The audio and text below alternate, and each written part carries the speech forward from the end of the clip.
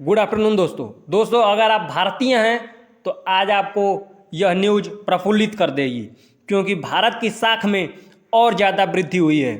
पहली बार भारत और चीन की जो सेनाएं हैं वह बॉर्डर से पीछे हटने को तैयार हो गई हैं। यह दोस्तों भारत की एशिया में बढ़ती हुई शक्ति का कमाल है। और दोस्तों दूसरी तरफ भारत की जो विश्व पटल में पहचान बनती जा रही है वह भी चाइना के लिए एक सर दर्द बनता जा रहा है। तो आइए दोस्तों आखिर आज इस न्यूज का विश्लेषण करते हैं कि आखिर ऐसा क्या हुआ कि भारत जो है वह एशिया में मजबूती से बढ़ रहा है और चीन जो है वह सीमा से जहाँ पे डिस्प्यूट है वहाँ से पीछे हटने के लिए तैयार हो चुका है।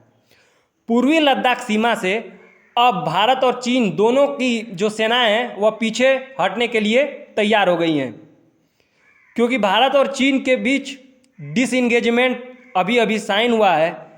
तो आज हम इसका क्या करेंगे, संपूर्ण विश्लेषण कर डालेंगे।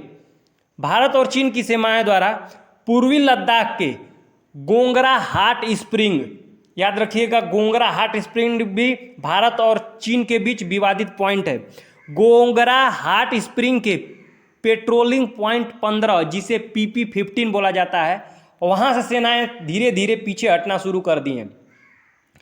गोगरा हाट स्प्रिंग भारत और चीन के बीच विवादित क्षेत्र है, जैसे कि भारत और चीन के बीच LAC है, गलवान घाटी है, पैगेंगसो झील है, डेमचोक और डेपसांग, ये भी दोनों क्षेत्र हैं। ये आपको याद रखना है। आपसे क्वेश्चन UPSC तो पूछ सकता है कि भारत और चीन के बीच विवादित क्षेत्र इनमें से कौन हैं। बहुत सारे टिप्स दे देंगे और इसमें से एक गोंगरा हाट स्प्रिंग, डेमचोक, डेपसांग, या फिर आपसे ये पूछ सकता है कि ये सारे क्षेत्र भारत के किस स्टेट की तरफ बिलोंग करते हैं। तो आपको याद रखना है कि पूर्वी लद्दाख की तरफ यह हैं। यह निर्णय सेनाओं का पीछे हटने का, जो सेनाएं पीछे हट रही हैं, यह निर्णय 16वीं कोर कमांडर के बैठक के दौरान ली गई है। याद रखिएगा लगातार जो होता है गलवान घाटी इंसिडेंट के बाद लगातार बैठक हो रही है, लगातार बैठक होती जा रही हैं। तो यह निर्णय 16वीं कोर कमांडर बैठक के दौरान ली गई। इसके साथ ही भारत और चीन के बीच 2 साल पहले जो तनाव शुरू हुआ था, गलवान वैली इंसिडेंट, जिसमें भारत के 20 सैनिक और चीन के लगभग 40-45 सैनिक मारे गए थे, ठीक है, अब वह तनाव धीरे धीरे कुछ कम होता हुआ दिख रहा है। परंतु आपको हम बता दें कि डेमचोक और डेपसांग पर आज भी गतिरोध है, मतलब सेनाएं आज भी पेट्रोलिंग करती है, मतलब निगरानी करती हैं। पूर्वी लद्दाख के पेगोंगसो, गोगरा, हाट स्प्रिंग जो क्षेत्र है, यहाँ से सेनाएं पीछे हट गई हैं।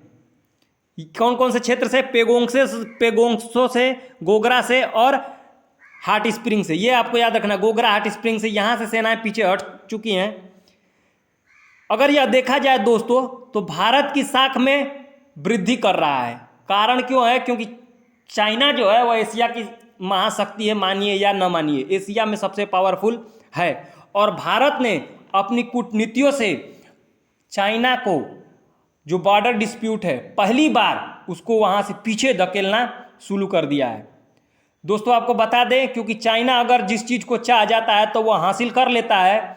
आपको उदाहरण अगर जानना है तो श्रीलंका का हम्बनटोटा पोर्ट, नेपाल में जो होता है जमीन का कब्जा करना और BRI प्रोजेक्ट में उसको सम्मिलित करना, और भूटान, ये ऐसे कंट्री है जहाँ पर चाइना चाहा और उसको हासिल कर लिया।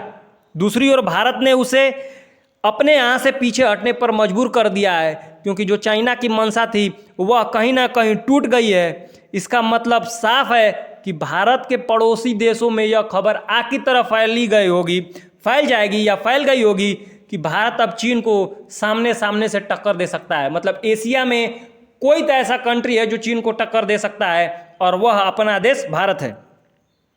परंतु अगर दूसरी तरफ चीन के नज़रिए से हम लोग देखें तो उसका यह करना मजबूरी है। किसका? चीन का, क्योंकि उसने अपने बहुत सारे दुश्मन क्रिएट कर लिए हैं। अगर दुनिया में सबसे ज़्यादा बॉर्डर डिस्प्यूट किसी का है तो वह चाइना का ही है। चीन की दुश्मनी एक तरफ एशिया की सबसे बड़ी जनसंख्या वाले देश भारत से है, और दूसरी तरफ वह ताइवान को भी खोता जा रहा है। ताइवान जिसे वह अपना अमूल्य भाग मानता है, उसको वह खोता जा रहा है, क्योंकि उसकी अब जो वन चाइना पॉलिसी है, जहां सारी कंट्री मानती थी, वह कहीं ना कहीं अब अमेरिका उसे चैलेंज कर रहा है और वन चाइना पॉलिसी को ख़त्म कर देना चाहता है। यही कारण है कि पहले जो बैठक सारी होती थी वह चाइना में जाकर होती थी, परंतु अब अमेरिका सीधे ताइवान पहुंच जाता है। तो अमेरिका को धमकी देने के लिए चाइना ने क्या करा, बोला कि अमेरिका की कोई भी प्रतिनिधित्व या अमेरिकी कोई भी जो जहाज़ है वह साउथ चाइना सी या ताइवान की तरफ नहीं आएंगे।